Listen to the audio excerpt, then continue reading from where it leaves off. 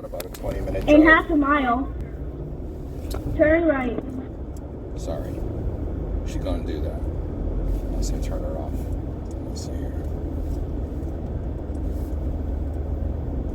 That'll mitigate her interrupting me. Sorry about that. So, I got about a 20-minute drive. Wanted to say a couple things about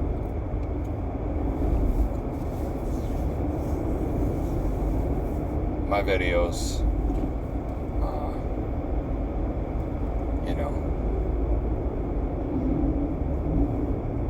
If you're here for the first time and you're expecting the silver bullet because they're Baccarat videos,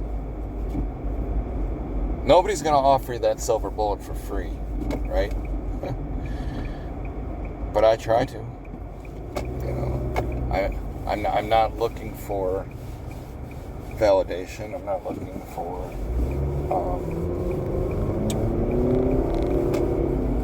credit. I just don't want anyone to make the same mistakes I've made for the better part of my gambling lifetime. And it can be avoided. And even in the time since about March, when I first started doing the Baccarat videos on here, I've kind of changed up my own game and how I try to play these shoes for you on there. Like, I'm always trying to evolve, right? I'm always trying to figure out, is there another way, a safer way that we could be getting shit done on a daily basis? And that's why I started going away from saying 3 units a day or parlaying it on a mitigated or whatever, to the point where I'm now saying just try to get 1 a day, or at least 1 a shoe, right? But even trying to get 1 a day will reduce your stress level so much. But anyway, I wanted to say with regards to, like, my videos, I look at my page and, like, every screen just looks the same on my video screen, right? So if you wanted to go back and re-look at something, it's probably hard to find it again because there's just so many videos that I've made, and I'm sorry about that. I don't make them all these flashy little attention-grabbing, clickbait kind of looking screens to make you click on it. But if you followed me this long, whether you subscribe or not, you can't argue with the fact that I get results. Am I not right? One way or another, I find a way to get the results. And I start it with the $10,000 bankroll just about every time. And how far do I go down on that bankroll? Right? But then I ask myself, if I'm able to do it so well on the app, why is it when I go in person, I'm just never willing to leave, never willing to walk away?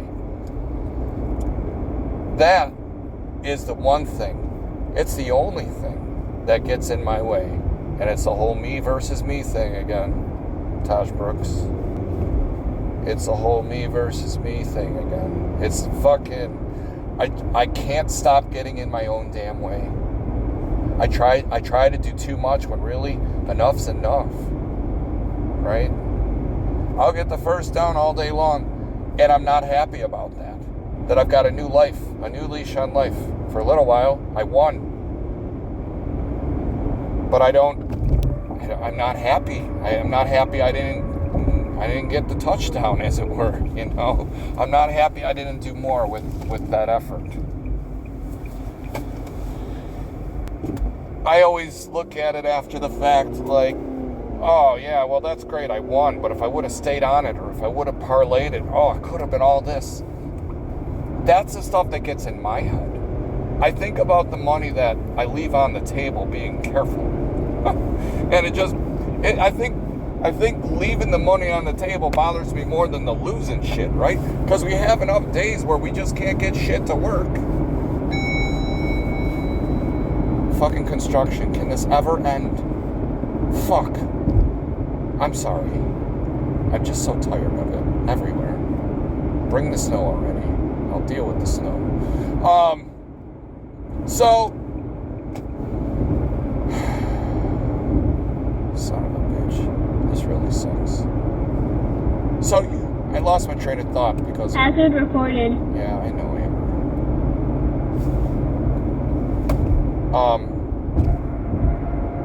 I'm just never happy, right? Never happy. I always want to do more than I really need to do. And that's why a lot of my recent videos have been just like the whole qualification series, try to show you.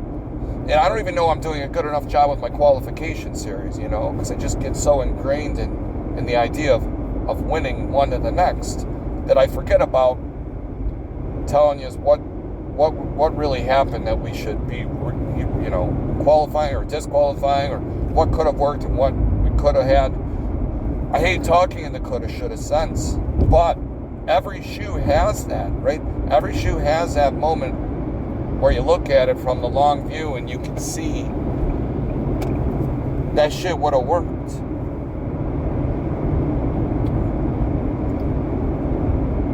So, I think something to consider when you're watching the video is if you have a strategy that would have worked for you, you don't have any money involved. Watch how long you'd have to sit there and go fishing for to find whatever it is that you wanted to play for on that shoe. I mean, if you're only trying to win one, how long should that take? It shouldn't take long. Even if you had to sit out the first 27 hands, you're like, I think I got something here, Because reality is, if we're only trying to get that one, how long would you wait to get that one? If it was a meaningful one.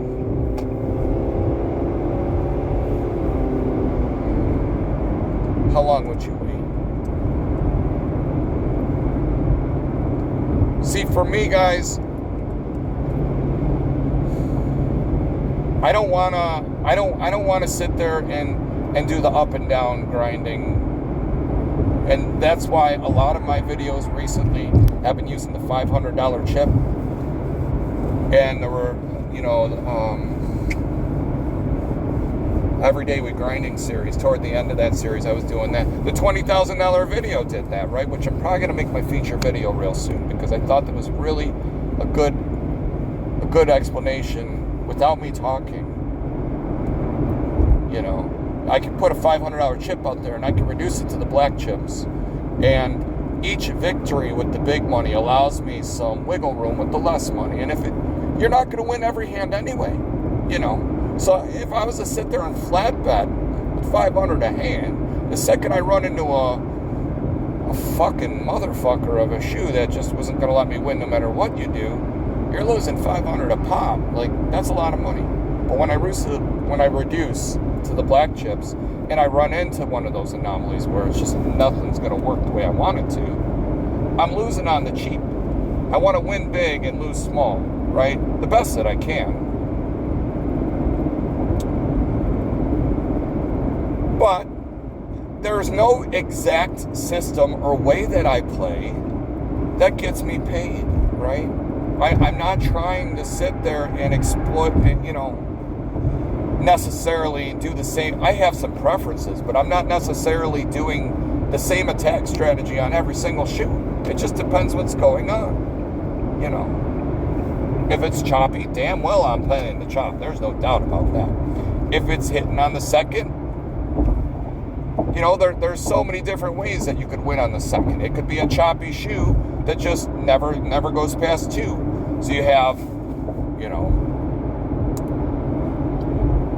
2, 2, 1, 1, 2, 1, 1, 1, 1. You're waiting a while, and then it finally goes 2, and it chops again on the 2. You could be winning on all those. It's just, But then you also have the shoes where one side's strong and one side isn't.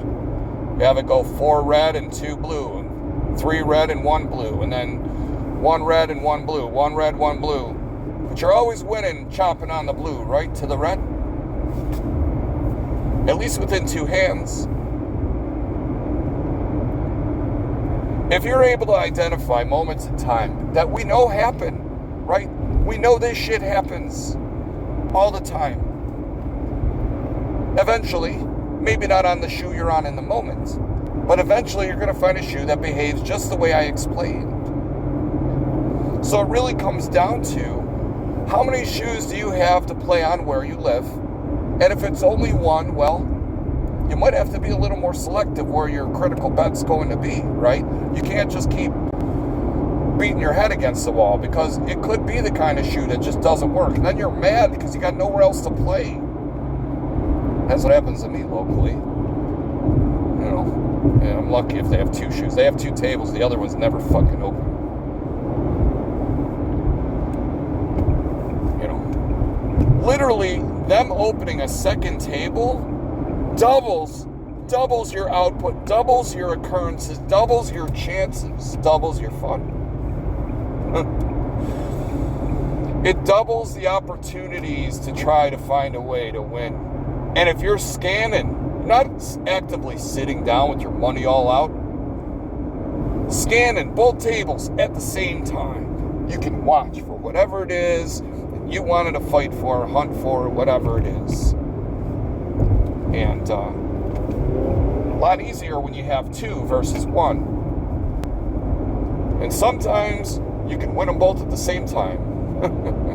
Because you're backline betting. No one fucking cares if you're betting on both tables or not. You're not taking up a seat. I'm not saying you should do that over and over again, but you could. I've done 3 at the same time. I'm a psychopath, but that's the kind of cunt that Nostra is. So that's my problem.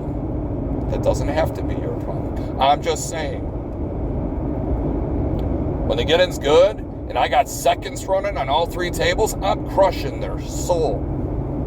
They're like, what's this fucking guy doing? He's running over, winning, and running away right away. Yep, I'll see you after that streak of 3 or 4 or 5 ends, and I'll get on the second bank. Thanks. I don't fucking tell them that. Sometimes I do. It depends if I like the person. But I'll tell them. I'll tell the people I like, you know, this is what I'm seeing right now. I'm just going to play it like a run. It's a delayed gratification because I got to wait, you know, for a color change, bet the second. If you follow what I'm saying here. But worth it. I will take the delayed gratification knowing that every time the color changes, I'm hitting that second every time.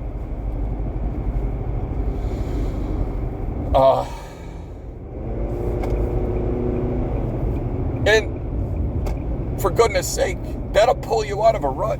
You know, if whatever you're trying to do is not working, and all of a sudden you just, let's say you're down, I don't know, 3 units. You catch a run of seconds where it's always second player, second bank. I'll bet you, if it doesn't break it even, it at least gets you close. But what's my qualifier for that, right? My qualifier for that typically is 3 direct in a row, and then the next color change, I'm on it. But you got to know when the fun stops, you know? You got to know when the fun stops. If you're on one of those, and all of a sudden it misses second player or second bank, you got one more chance. So whatever the color, let's say it was player, second player didn't hit. Then the next hand's banker. Great. Bet the second bank, then try to get that one back. Just get it back. Don't worry about doing a 1-2. Especially if you just won 2, 3, or whatever in a row before that. Don't give 2 of them. Don't give 3 of them back on a 1-2 effort. Just flat bet it.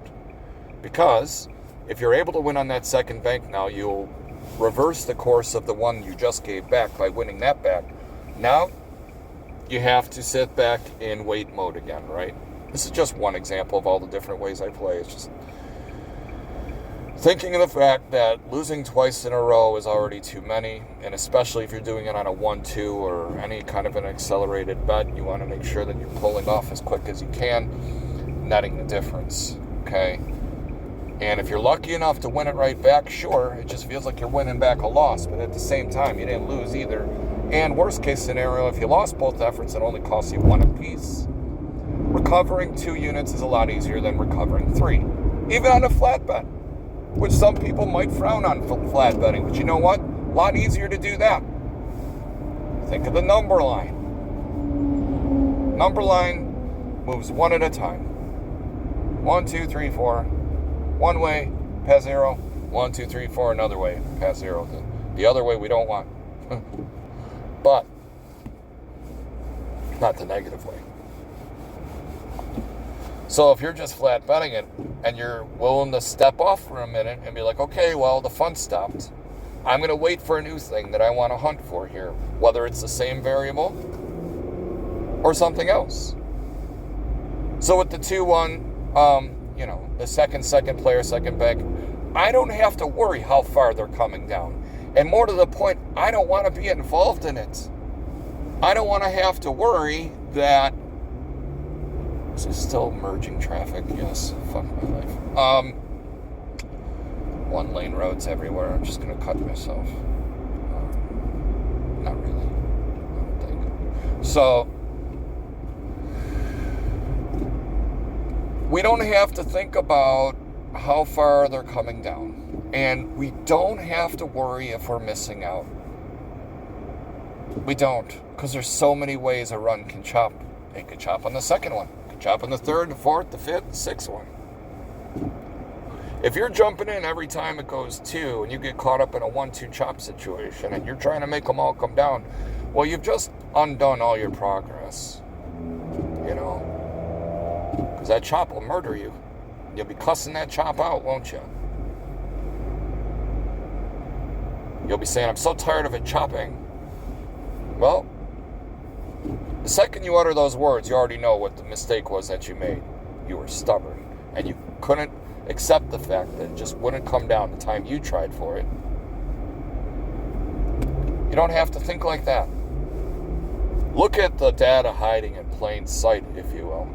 And that's why I came up with trying to bet the seconds all the time.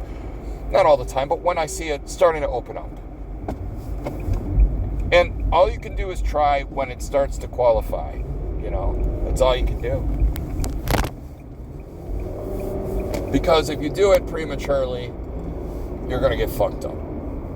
And more to the point, it doesn't always have to work. You could try to do this right after it goes 3 direct on the second, and it could fail right away. Absolutely. I see a number of shoes where the most it goes across on the second is 3, and you're lucky if it got that far. And if it never gets that far, that's a whole nother point. You could just bet shoes never to come side by side on a 1-2 effort. They may never go 3 in a row on the second. You could damn sure win like that too. I dare say that might be easier to do. But if you're going for that off the rip and all of a sudden it goes 3 across on the second, that's already disqualified the whole shoe, because now it's done it. You know what I mean? I won't try to make something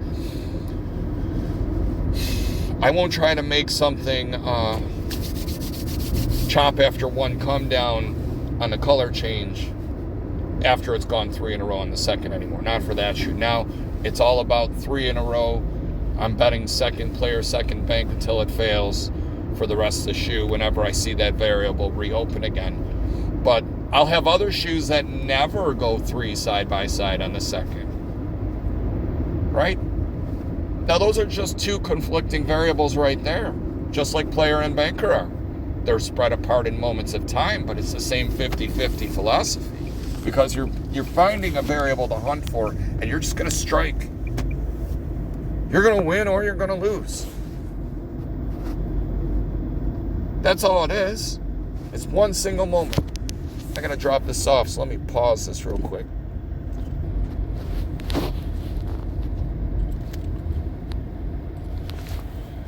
All right. Sorry about that. Of course, you didn't miss a thing because you were on pause. Just going to recollect my thoughts here.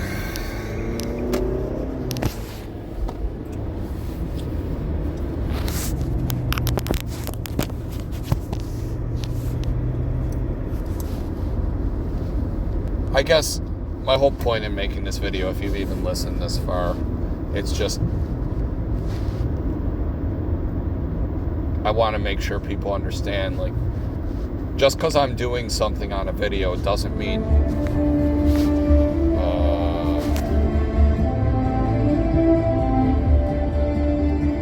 apparently something thought I needed a musical overload there. Overrating.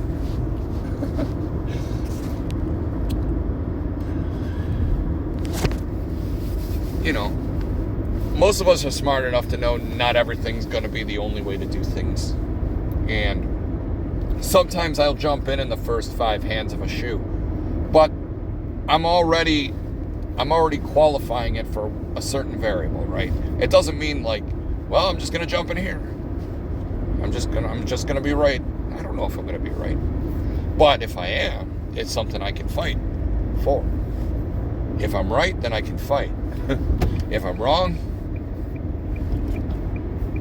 it's smacked in the dawn, I guess. I don't know what else to say. But every day is different, every shoe is different, right? So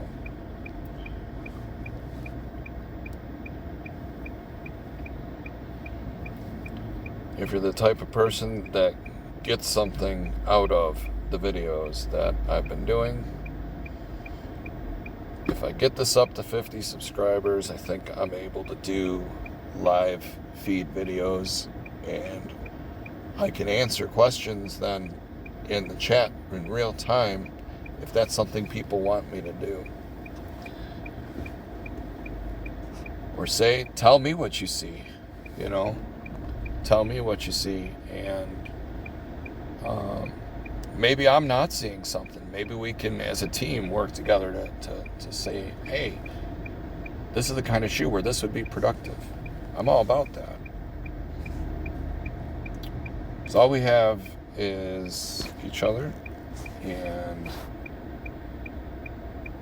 I'd even be interested to know if people want to see me fight for this variable or that variable for that video. Like, I can have a vote, I can have a poll put up, I can say, what do people want to see me try to win with? Because quite frankly, whatever it is that you want me to try to win with, if I buckle down and focus on that one variable, I can. And it might not be on the very first shoe I try it on, but for the video, I damn sure will. And if I'm behind, then I will just carry whatever that differential is over to the next video, and I will recover the difference until we come up. And to take it a step further, I could say, how many units do you really want to see me get? I need to pause it. Good. That was an easy decline. Very easy decline. Okay. So, like I said, let me know what you think. I appreciate the people that have subscribed.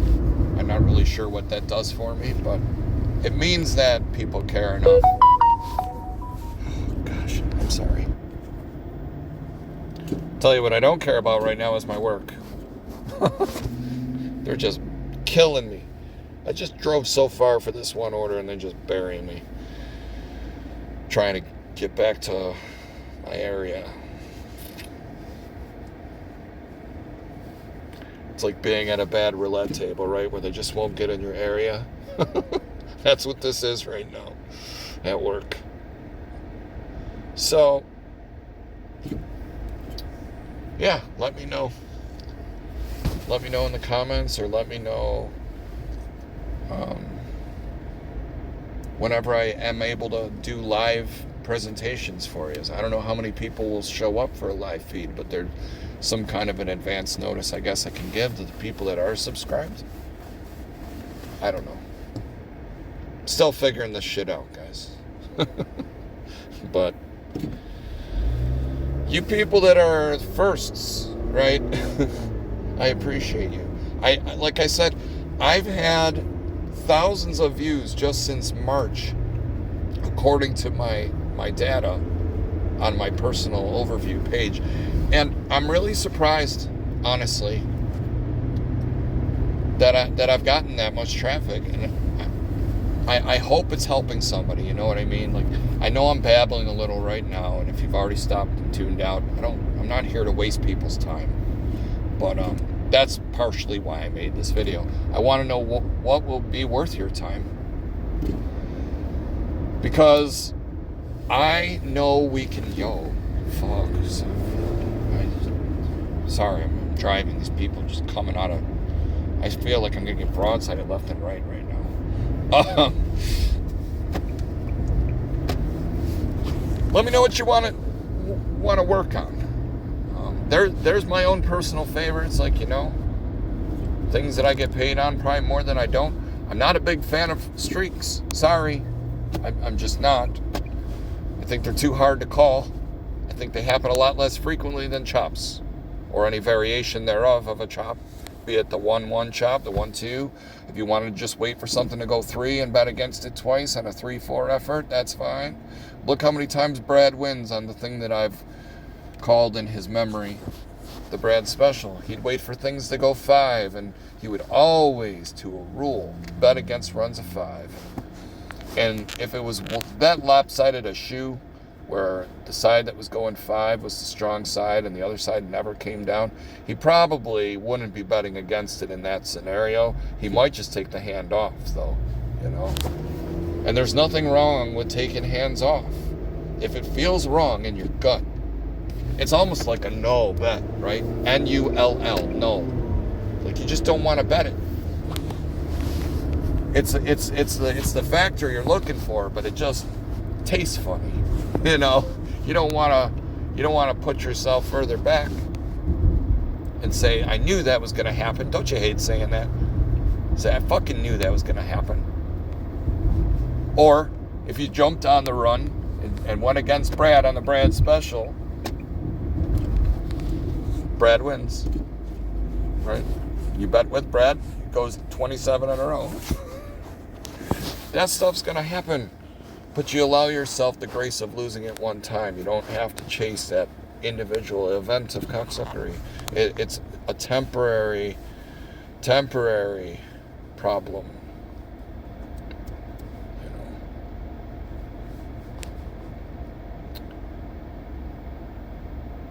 All right, guys. Have a good day.